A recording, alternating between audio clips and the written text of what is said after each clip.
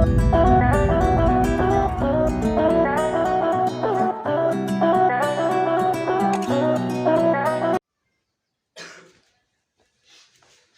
morning, students. Today we will discuss the topic fields of accounting, सब fields of accounting या types of accounting। मतलब कि आपने accounting देखा था कि अकाउंटिंग क्या होती है। आपने उसमें अकाउंटिंग में देखा था कि accounting is the art of recording, classifying and summarising in a significant manner transactions at least part of financial characters. कि ट्रांजैक्शन फाइनेंशियल नेचर का जो होता है उसको रिकॉर्डिंग, समराइज और क्लासिफाइड करना ही क्या है, अकाउंटिंग। और उसका रिजल्ट इंटरप्रेट करना होता है इंटरेस्टेड यूजर्स को। तो अकाउंटिंग आपने देखी, अकाउंटिंग के फीचर्स आपने देखे, अकाउंटिंग के ऑब्जेक्टिव भी आपको बता दिए मैंने। अब आज बताऊंगा आपको कि टाइप्स ऑफ अकाउंटिंग क्या है।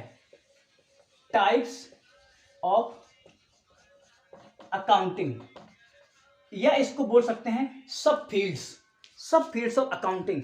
अकाउंटिंग कहाँ कहाँ की जाती है, ठीक है। क्योंकि अकाउंटिंग नॉट ओनली मतलब इतना बस खाली नहीं है कि मतलब हमने रिकॉर्ड कर लिया बस हो गया अकाउंटिंग। अकाउंटिंग के बहुत तरीके से है, अकाउंटिंग की बहुत सारी ब्रांचेस हैं। ये आप जितनी लेवल आगे जाते जाएंगे कॉमर्स में उतनी ही तरीके से अकाउंटिंग को आप पढ़ते जाएंगे, ठीक है। तो अभी यहाँ पे कुछ आपकी सब फील्ड्स हैं, आपको बताते जा रहे हैं। एक है, पहला नंबर पे आपका आता है फाइनेंशियल अकाउंटिंग। फाइनेंशियल अकाउंटिंग, देखिए फाइनेंशियल अकाउंटिंग का मतलब होता है कि इस अकाउंटिंग में वो इंफॉर्मेशन सिस्टमेटिक वे में रिकॉर्ड की जाती हैं जिन इंफॉर्मेशन के थ्रू हमें प्रॉफिट एंड लॉस पता चलता है बिजनेस का, ठीक है। अगर हमें किसी बिजनेस के प्रॉफिट एंड लॉस या फिर बैलेंस शीट को पता करना होता, चेक करना होता है, तो हम क्या करते हैं, फाइनेंशियल अकाउंटिंग करते हैं वहां पे। तो मतलब है कि keep a systematic record to know the financial performance and financial position of the organization। ऐसे ऑर्गेनाइजेशन में जहां आपको फाइनेंशियल परफॉर्मेंस और फाइनेंशियल पोजीशन दो चीज जाननी होती है, वहां पे आप अकाउंटिंग कौन सी करते हैं, फाइनेंशियल अकाउंटिंग। तो फाइनेंशियल अकाउंटिंग का जो बेसिक ऑब्जेक्ट होता है वो होता है प्रॉफिट एंड लॉस का पता करना और फाइनेंशियल पोजीशन का पता करना। तो प्रॉफिट एंड लॉस के थ्रू हमारी पता होती है फाइनेंशियल परफॉर्मेंस। याद रखिएगा, प्रॉफिट एंड लॉस बताता है फाइनेंशियल परफॉर्मेंस क्या आपकी, कि आपकी परफॉर्मेंस कैसी चल रही है, वो बताएगा profit and loss account. Financial position क्या है आपकी, वो बताएगा बैलेंस शीट, ठीक है। तो मतलब है कि इसमें वो इंफॉर्मेशन प्रोवाइड की जाती हैं, वो इंफॉर्मेशन रिकॉर्ड की जाती हैं जिन इंफॉर्मेशन के थ्रू आपको प्रॉफिट एंड लॉस पता चलता है और बिजनेस की पोजीशन पता चलती है, ठीक है। दूसरी अकाउंटिंग होती है, उसको बोलते हैं cost accounting. Cost accounting, cost accounting नाम से याद रहा है कॉस्ट। आप लोगों ने नाम सुना होगा, किसी चीज की कितनी कॉस्ट होगी। मतलब है कि किसी भी गुड्स को, किसी भी थिंग्स को प्रोड्यूस करने में या उसको बनाने में कितनी कॉस्ट आ रही है, कितनी लागत आ रही है, उसको बोलते हैं कॉस्ट, ठीक है। तो कॉस्ट अकाउंटिंग में हम ये कैलकुलेट करते हैं कि किसी भी ऑर्गेनाइजेशन की टोटल कॉस्ट कितनी है, टोटल टीसी का मतलब टोटल कॉस्ट कितनी है, मतलब कि उसने पूरा प्रोडक्शन जो किया है उसकी टोटल कॉस्ट कितनी आई है ये पता करते हैं। साथ ही साथ पर यूनिट कॉस्ट कितनी है, पर यूनिट कॉस्ट जैसे निकालते हैं ना कि एक किलोग्राम, एक ईंट बनाने में कितनी कॉस्ट आ रही है, 4 रुपए की आ रही है। पूरी ईंट बनाने में कितनी कॉस्ट आ रही है, ये चीज है। जैसे आप भट्टा बनाते हैं, ईंट भट्टे चलते हैं, तो वहां पे क्या है, पूरे आपने ईंट जितनी बनाई है उसकी टोटल कॉस्ट होगी कि इतना खर्चा आपका आया है, या फिर एक ईंट बनाएंगे तो एक ईंट का खर्चा कितना आया है। तो मतलब है कि कॉस्ट अकाउंटिंग में हम वो इन्फॉर्मेशन रिकॉर्ड करते हैं या वो इन्फॉर्मेशन इन्वॉल्व होती है वहां पे जिनके थ्रू आपको टोटल कॉस्ट पता चलती है ऑर्गेनाइजेशन की, साथ ही साथ पर यूनिट कॉस्ट पता चलती है, ठीक है। तो जब आप अगर आगे स्टडी करेंगे, ग्रेजुएशन में, पोस्ट ग्रेजुएशन में करेंगे, वहां पे आप पढ़ेंगे कॉस्ट अकाउंटिंग। अभी आप पढ़ रहे हैं फाइनेंशियल अकाउंटिंग, बाद में आप पढ़ेंगे कॉस्ट अकाउंटिंग। तो वहां पे आप देखेंगे कि किसी भी थिंग्स में आपकी कितनी कॉस्ट आ रही है। जैसे आपने सुना होगा कॉन्ट्रैक्ट अकाउंटिंग भी होती है कि जैसे ब्रिज बनवाते हैं तो कॉन्ट्रैक्ट लेते हैं, तो मतलब कोई कॉन्ट्रैक्ट हमने लिया तो उस कॉन्ट्रैक्ट में जो हमने चीज सुना है कि हमने ब्रिज बनाना है, तो ब्रिज को बनाने में कितनी कॉस्ट आ रही है टोटल, तो टोटल कॉस्ट निकालेंगे पर यूनिट। मतलब कि एक इतना एरिया बनाने में कितनी कॉस्ट आती है। जैसे रोड होता है तो हाईवे वगैरह बनते हैं, तो हाईवे ऐसा नहीं कि पूरा रोड एक आदमी बनवाता है, उसका एक पार्टीशन कर लेते हैं कि इतना इतना पार्ट बनाने में कितना कॉस्ट आ रहा है। जब इतना पार्ट बनाने में इतनी कॉस्ट आ रही तो अगर पूरा बनाएंगे तो कितनी कॉस्ट आ जाएगी। तो ऐसे ही है कि कॉस्ट अकाउंटिंग में हम ये जानते हैं या ये इन्फॉर्मेशन वहाँ पे लिखी जाती है, रिकॉर्ड की जाती हैं, जिनकी थ्रू हमें टोटल कॉस्ट पता चलती है ऑर्गेनाइजेशन की या प्रोजेक्ट की, और पर यूनिट कॉस्ट पता चलती है हमारे यहाँ की जो हमने वहाँ पे बना रहे हैं। ओके, चलिए तीसरी अकाउंटिंग होती है यहाँ पे, उसको बोलते हैं मैनेजमेंट अकाउंटिंग। मैनेजमेंट अकाउंटिंग, ठीक है। मैनेजमेंट अकाउंटिंग, मैनेजमेंट अकाउंटिंग का मतलब क्या होता है, नाम से क्या आ रहा है, मैनेजमेंट। आपने भी अपनी स्कूल में सुना होगा एक मैनेजमेंट, सुना है। तो मतलब है कि मैनेजमेंट अकाउंटिंग का मतलब होता है कि इसमें वो इंफॉर्मेशन प्रोवाइड की जाती है मैनेजर को, वो इंफॉर्मेशन प्रोवाइड की जाती है मैनेजमेंट डिपार्टमेंट को, जिनके थ्रू वो मैनेजमेंट के जो वर्क हैं उसको इम्प्रूव कर सके, उसको इन्हांस कर सके, उसको इम्प्रूव, उसको ब्रॉडर कर सकें, ठीक है। तो मैनेजमेंट अकाउंटिंग में वो इन्फॉर्मेशन प्रोवाइड की जाती हैं, वो इन्फॉर्मेशन रिकॉर्ड की जाती हैं, जिनकी इन्फॉर्मेशन के थ्रू हमें आगे की प्लानिंग करनी है, आगे कंट्रोलिंग कैसे करनी है, आगे डायरेक्टिंग का वर्क कैसे करना है, स्टाफिंग कैसे करना है, मतलब यही सब चीज़ों के लिए हम इन्फॉर्मेशन यहाँ पर प्रोवाइड करते हैं। तो मैनेजमेंट अकाउंटिंग का सिर्फ एक वर्क होता है कि वो इन्फॉर्मेशन ऑर्गेनाइजेशन से कलेक्ट करता है, जिन इन्फॉर्मेशन के थ्रू उस ऑर्गेनाइजेशन का जो मैनेजमेंट है वो कैसे आगे के फ्यूचर के प्लान बना सकता है या फिर कैसे वो चीज़ों को कंट्रोल कर सकता है। तो मैनेजमेंट अकाउंटिंग में होता है इन्फॉर्मेशन के थ्रू प्लान कैसे करेंगे और कंट्रोल कैसे किया जाएगा, ठीक है। तो यहाँ पे जो अकाउंटिंग होती है उस अकाउंटिंग का एक ऑब्जेक्टिव होता है कि वो इन्फॉर्मेशन प्रोवाइड करता है जिसके थ्रू मैनेजमेंट प्लान कैसे अच्छे से कर सकता है और कैसे अच्छे से कंट्रोल कर सकता है, ठीक है। फिर आपका आता है चौथा नंबर, उसको बोलते हैं tax accounting. Tax accounting, tax accounting का मतलब होता है कि यहाँ पे जो टैक्स अथॉरिटीज होती हैं, जो हमारी सेंट्रल गवर्नमेंट है, जो हमारी स्टेट गवर्नमेंट है और जो हमारे टैक्स डिपार्टमेंट है, ठीक है, वो इस तरीके की अकाउंटिंग करते हैं। इस अकाउंटिंग के थ्रू वो ये जनरेट करना चाहते हैं, वो इन्फॉर्मेशन प्रोवाइड करते हैं जिसके थ्रू जीएसटी की कैलकुलेशन कैसे कर सकते हैं या फिर इनकम टैक्स कैसे कैलकुलेट करना है, किस सैलरी पे कितना इनकम टैक्स लगाना है। आप लोग जैसे स्लैब देखी होंगी कि 3 लाख के ऊपर 10% लगेगा, फिर 5 लाख के ऊपर इतना लगेगा, इस तरह की स्लैब देखी होंगी। जीएसटी के रेट भी देखे होंगे, अभी आप 11th क्लास में पढ़ेंगे। जीएसटी के रेट है 0%, 5%, 12%, 18% और 28%, ठीक है, इस तरीके से। तो ऐसे कैटेगरी कैसे कर दी गई, ऐसा तो नहीं है कि कोई अपने मन से कुछ भी कैटेगरी बना के रख देगा। तो ये सब क्या होता है, वो टैक्स अकाउंटिंग जो डिपार्टमेंट होता है वो करता है कि वो इन्फॉर्मेशन रिसीव करता है, उस इन्फॉर्मेशन के बेस पे वो ये डिसाइड करता है कि किस कंपनी पे, कौन सी जगह पे और कितने अमाउंट पे हमें कितना टैक्स रेट निकालना है। तो ये सब चीज़ें जो टैक्स अकाउंटिंग है उसका बेसिक एम होता है कि टैक्स डिपार्टमेंट जो होता है वो ये कैलकुलेट करता है, वो इन्फॉर्मेशन कैलकुलेट करता है जिनके थ्रू जीएसटी का रेट आएगा और जिसके थ्रू इनकम टैक्स पे हमें कितना टैक्सेस वसूले जाने हैं। एंड द लास्ट वन है आपका, लास्ट वन बोलते हैं social accounting. Social accounting, social accounting इसको बोलते हैं सोशल रिस्पॉन्सिबिलिटी अकाउंटिंग। इसका मतलब है कि जो हमारी सोसाइटीज़ हैं, ठीक है, उनकी भी कुछ रिस्पॉन्सिबिलिटियाँ होती हैं। वो हमारी कंपनी जो होती हैं वो हमारी सोसाइटी के पीछे कुछ ना कुछ रिस्पॉन्सिबिलिटी होती हैं। तो सोशल अकाउंटिंग में यही होता है कि जो हमारी बिजनेस है वो हमारी सोसाइटी के लिए कितना वर्क कर रही है। हम मान लो कोई कंपनी चला रहे हैं, कंपनी मतलब ये नहीं कि खाली हमारा पैसा लगा तो हम अपनी कंपनी कैसे भी चलाएं।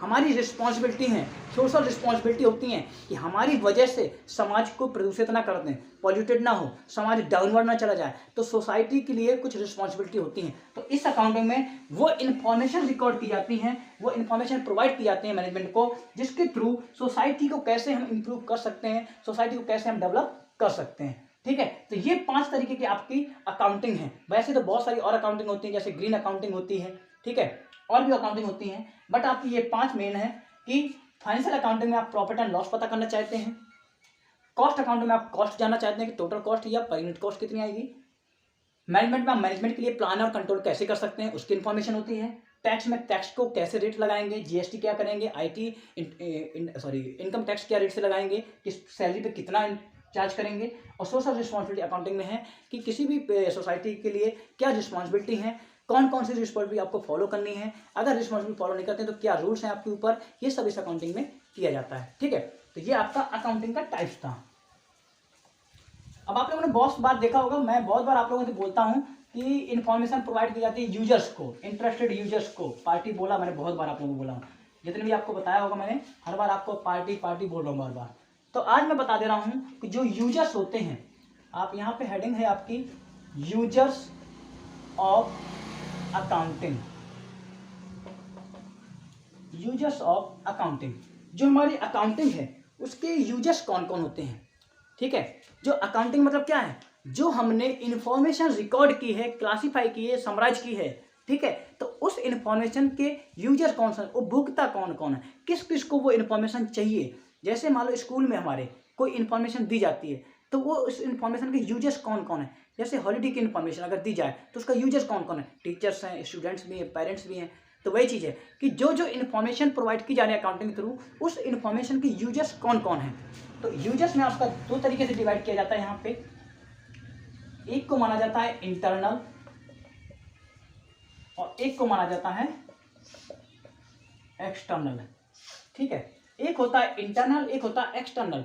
इंटरनल यूजर का मतलब होता है कि ऐसे यूजर्स जो हमारे ऑर्गेनाइजेशन से डायरेक्टली रिलेटेड हैं या उन्हें हम ऑर्गेनाइजेशन का पार्ट समझते हैं।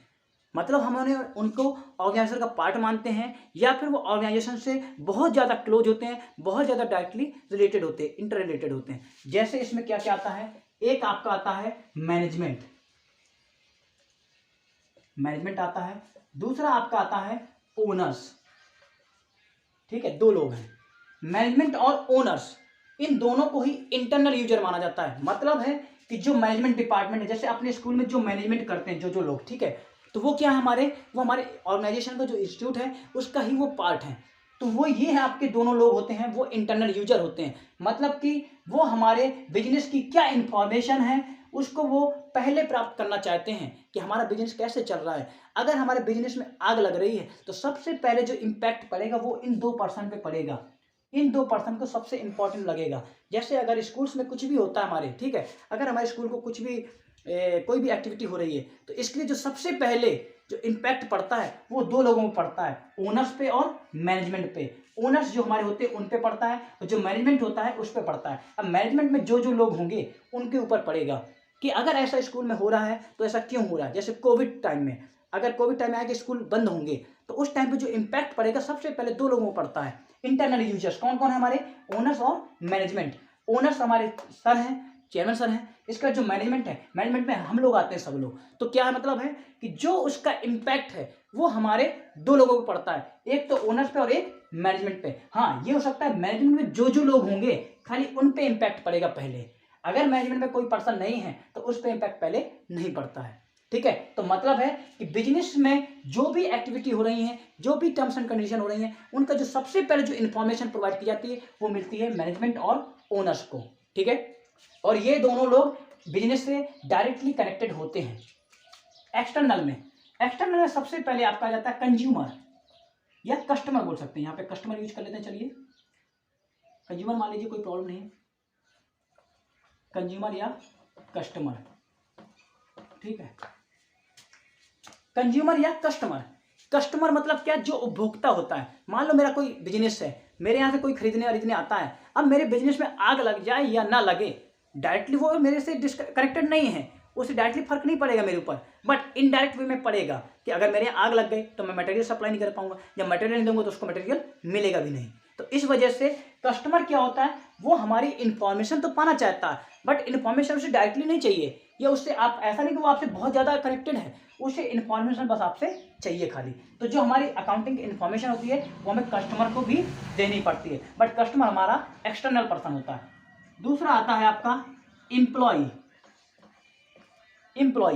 एम्प्लॉय को आप दोनों ट्रीट करते हैं, डिफरेंट बुक्स में डिफरेंट कॉन्सेप्ट आ जाते हैं। कभी कभी क्या होता है, बहुत सारे एम्प्लॉय ऐसे होते हैं जिन्हें हम बिजनेस का पार्ट ही मान लेते हैं, तो ऐसे एम्प्लॉयज को हम इंटरनल यूजर्स में रखते हैं। बट अगर नॉर्मल कोई एम्प्लॉय है तो उसे हम एक्सटर्नल में रखते हैं, क्योंकि एम्प्लॉयज का ये होता है कि अगर ऑर्गेनाइजेशन चले या ना चले उसका कोई फर्क नहीं पड़ने वाला, उसे तो अपनी सैलरी से मतलब होता है। बट कुछ एम्प्लॉय ऐसे होते हैं जिन्हें ऑर्गेनाइजेशन बहुत मतलब होता है कि अगर ऑर्गेनाइजेशन में कुछ हो रहा है तो वो उनके ऊपर इम्पैक्ट पड़ता है, वो सोचते हैं ऐसा क्यों हो गया ऑर्गेनाइजेशन पे, ठीक है। तो मतलब है कि नॉर्मली तो एम्प्लॉय को दोनों तरीके से रखा जा सकता है, बट ज़्यादा ब्रॉडली क्या है, ब्रॉडली में उसको एक्सटर्नल ही मानते हैं, क्योंकि एम्प्लॉय को क्या मानते हैं, हम दूर से मानते हैं, बाहर का लोग मानते हैं, ठीक है। एम्प्लॉय अलग है और बिजनेस अलग है, तो इसलिए एम्प्लॉय हमारा डायरेक्टली इफेक्टेड नहीं होता है। अगर बिजनेस में कुछ भी हो रहा है उससे डायरेक्टली इंपैक्ट नहीं पड़ेगा, बट इनडायरेक्ट वे में पड़ेगा। अगर बिजनेस में आग लग जाती है तो इसको कोई फर्क नहीं पड़ रहा है, क्योंकि इसकी तो सैलरी मिलेगी। बट इनडायरेक्ट वे में क्या है, जब यहाँ आग लग जाएगी तो यहाँ पे वर्क नहीं होगा, जब वर्क नहीं होगा तो ये काम नहीं करेगा, और जब ये काम नहीं करेगा तो इसको सैलरी नहीं मिलेगी। तो मतलब क्या है, ये इनडायरेक्ट वे में इंपैक्ट करता है इसको। तो इसलिए ये भी चाहता है कि हमें बिजनेस की इंफॉर्मेशन मिले कि बिजनेस में क्या चल रहा है। वो ऐसा नहीं है कि अगर इंफॉर्मेशन नहीं मिली तो इसके ऊपर कुछ पहाड़ टूट जाएगा, ये दूसरी जगह की इंफॉर्मेशन ले लेगा। बट अगर कोई एम्प्लॉय बहुत डायरेक्टली रिलेटेड है तो उसे बिजनेस की इंफॉर्मेशन चाहिए ही चाहिए। कस्टमर हो गया, एम्प्लॉय हो गया। फिर आपके आते हैं क्रेडिटर। क्रेडिटर का मतलब होता है जिनसे हम उधार खरीदते वगैरह हैं। अगर मान लो हमारी इंफॉर्मेशन क्या है, हमारा प्रॉफिट कितना हुआ है, हमारे पास लॉस कितना है, हमारी एसेट क्या है, हमारा बिजनेस में इनकम कितनी चल रही है, हमारे एक्सपेंस कितने हैं, इसकी इंफॉर्मेशन हमें क्रेडिटर्स को भी देना पड़ता है। क्रेडिटर्स मतलब होता है जिस पर्सन से हम उधार में खरीदते हैं, जिस पर्सन से हम उधार में क्रेडिट में परचेज करते हैं, तो उनको बोलते हैं क्रेडिटर, या जिनसे हमने उधार में पैसे ले रखे हैं, ठीक है, उनको बोलते हैं क्रेडिटर। तो क्रेडिटर इसलिए हमारी इंफॉर्मेशन जानना चाहता है। अगर मालूम किसी पर उधार लेने गए तो वो क्या कहेगा, हम तो आपको जानते भी नहीं हैं, पहले आप अपने बारे में बताओ कि आप हो कौन। तो इसलिए क्या है, हमें जो अपनी इंफॉर्मेशन है अकाउंटिंग की, वो हमें इंफॉर्मेशन किसको भी देनी पड़ती है, क्रेडिटर को भी देनी पड़ती है, क्योंकि क्रेडिटर ही हमें उधार पे करेगा। बैंक्स वगैरह, बैंक्स को भी हमें इंफॉर्मेशन देनी चाहिए। अगर हम अपने प्रॉफिट एंड लॉस अकाउंट और बैलेंस शीट के बारे में बैंक्स को नहीं बताते हैं तो बैंक हमें लोन प्रोवाइड नहीं करेगी। तो जितनी भी बड़ी बड़ी इंडस्ट्रीज होती हैं वो क्या करती हैं, अपनी पूरी की पूरी इंफॉर्मेशन बैंक्स वगैरह को भी प्रोवाइड करती हैं, बैंक्स को और साथ ही साथ फाइनेंशियल इंस्टीट्यूट को, जो और भी फाइनेंशियल इंस्टीट्यूट होते हैं उनको भी देती है। क्योंकि जब उनको इन्फॉर्मेशन मिल जाएगी, उन्हें पता चल जाएगा कि हमारा बिजनेस प्रॉफिट लगातार गेन कर रहा है, तो वो हमें लोन ज़्यादा से जल्दी प्रोवाइड कर देगा। फिर आपका आता है टैक्स अथॉरिटीज़। टैक्स अथॉरिटी का मतलब है, टैक्स अथॉरिटी भी जानना चाहता है कि हमारी प्रॉफिट एंड लॉस, हमारी इंफॉर्मेशन क्या है, हमारे बिजनेस में प्रॉफिट हो रहा है या लॉस हो रहा है, हमारी इंफॉर्मेशन फाइनेंशियल अकाउंटिंग क्या चल रही है, हमारे प्रोग्रेस क्या चल रही है। टैक्स अथॉरिटी को अगर पता चलता है कि हमारा प्रॉफिट अच्छा हो रहा है तो क्या करेगी, वो हमसे टैक्स ज़्यादा वसूलना कर चाहेगी। वो उसे टैक्स कैलकुलेट करना है, तो वो हमारी जब इंफॉर्मेशन पता करेगी उसके बिहाफ पे वो टैक्स आप पे कैलकुलेट करेगी, ठीक है। फिर आती है गवर्नमेंट और उसकी एजेंसियां। तो गवर्नमेंट और उसकी एजेंसियों का मतलब ये है कि जो गवर्नमेंट होती है और उसकी जो छोटी छोटी एजेंसियां बनाती है, तो वो भी आपकी इंफॉर्मेशन पता करना चाहते हैं। अकाउंटिंग जो इंफॉर्मेशन है, ठीक है, वो भी गवर्नमेंट पता करना चाहती है, क्योंकि गवर्नमेंट को जब पता चलता है कि आपका बिजनेस बहुत अच्छे से चल रहा है तो क्या करेगी, आपके लिए तरह तरीके से आपको वो चीज़ें प्रोवाइड करवाएगी, संसाधन प्रोवाइड कराएगी, रिसोर्सेज प्रोवाइड कराएगी। देखेगी कि अगर आप थोड़ा लॉस में जा रहे हैं, जैसे कि अभी देखा होगा आपने कि जो स्मॉल स्केल इंडस्ट्रीज हैं वो डाउनवर्ड जा रही थी, तो जो और ये जो होता है हैंडमेड जो वर्क होते थे हमारे यहाँ, जैसे बनारस में साड़ियाँ बनती थी, भदोही वगैरह में जो हाथ से बनाए जाते थे कपड़े वगैरह, ठीक है, धागे वगैरह बनाए जाते थे, तो क्या हुआ था कि उनके पास पैसे की कमी आ रही थी। तो गवर्नमेंट ने क्या किया, गवर्नमेंट ने उन लोगों के लिए कुछ अमाउंट सैंक्शन किया, उनको लोन प्रोवाइड किए जिससे कि वो इंडस्ट्रीज उठ सकें। अब मान लीजिए अगर उनकी इन्फॉर्मेशन ही होती गवर्नमेंट को तो गवर्नमेंट पैसे नहीं देती। सेम कोविड के टाइम में भी क्या हुआ कि जो नरेंद्र मोदी सरकार है उसने 20,000 करोड़ रुपए का लोन दिया लोगों को। वो क्यों दिया, क्योंकि उन्हें जब इन्फॉर्मेशन मिली कि हमारा स्मॉल स्केल इंडस्ट्रीज जो हैं वो डाउनवर्ड जा रही है, तो उनको इम्प्रूव कैसे कर सकते हैं। तो यही चीज़ है कि गवर्नमेंट भी जानना चाहती है कि हमारे ऑर्गेनाइजेशन की क्या इन्फॉर्मेशन है, जिससे कि हमारे अकाउंट, हमारे जो ऑर्गेनाइजेशन है उसको कैसे इम्प्रूव कर सके, कैसे उन पर चीज़ें अप्लाई कर सके। इसके साथ साथ और भी चीज़ें आती हैं, जैसे अदर सेक्टर होते हैं, जैसे ट्रेड यूनियन, आपने नाम सुना होगा, ट्रेड यूनियन सुने होंगे, और भी बहुत सारे समूह होते हैं, ग्रुप होते हैं, वो भी जानना चाहते हैं कि हमारी बिजनेस की इन्फॉर्मेशन क्या है। जैसे किसी बिजनेस में देखा जाता है कि लेबर से बहुत ज़्यादा घंटे तक काम करा जाता है, तो ट्रेड यूनियन क्या करेगा, तुरंत उनके अगेंस्ट स्ट्राइक कर देगा। तो यही चीज़ है कि ट्रेड यूनियन भी जानना चाहता है कि हमारी इन्फॉर्मेशन क्या है, ये भी देखेगा। अदर ऑर्गेनाइजेशन होते देखते हैं कि अगर किसी ऑर्गेनाइजेशन में अच्छा प्रॉफिट चल रहा है तो लोगों को इंडिकेट करेगा कि आप यहाँ पे जॉब कीजिए, ये सब चीज़ें होती हैं। तो यही है कि यूजर्स ऑफ अकाउंटिंग इन्फॉर्मेशन, जो हमें अकाउंटिंग के थ्रू जो हमें इन्फॉर्मेशन मिलती है प्रॉफिट एंड लॉस की, बैलेंस शीट की, ठीक है, कि परफॉर्मेंस क्या है और प्रोग्रेस क्या है। तो वो इन्फॉर्मेशन को दो लोगों में बांट दिया जाता है, इंटरनल और एक्सटर्नल। इंटरनल का मतलब है कि वो आपका डायरेक्टली इम्पैक्ट करता है, डायरेक्टली अफेक्टेड होता है। कुछ भी होगा बिजनेस में, उससे वो डायरेक्टली तुरंत का तुरंत इफेक्ट हो जाएगा। एक मैनेजमेंट है और एक ओनर्स है।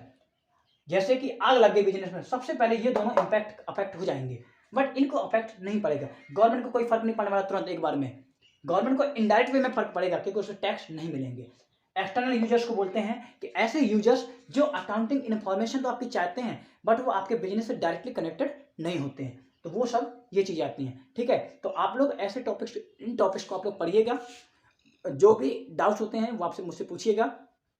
थोड़ा सा बुक्स को अच्छे से पढ़िए उसको। ठीक है, इसके बाद अभी आप लोगों जो ये टर्म्स आ रहे हैं कि क्रेडिटर्स क्या होते हैं, कैश क्या होती है, एसेट्स क्या होती है, जब हम लोग सेकंड चैप्टर में आएंगे तो वहाँ पे हम एक एक टर्म को सभी को एक्सप्लेन करेंगे वहाँ पे। ठीक है, तो अभी आप लोग खाली नॉर्मल थ्योरिटिकल देखिए कि ये क्या है। ठीक है, तो जो भी डाउट होंगे आप हमसे पूछिएगा डाउट सेक्शन में। ओके।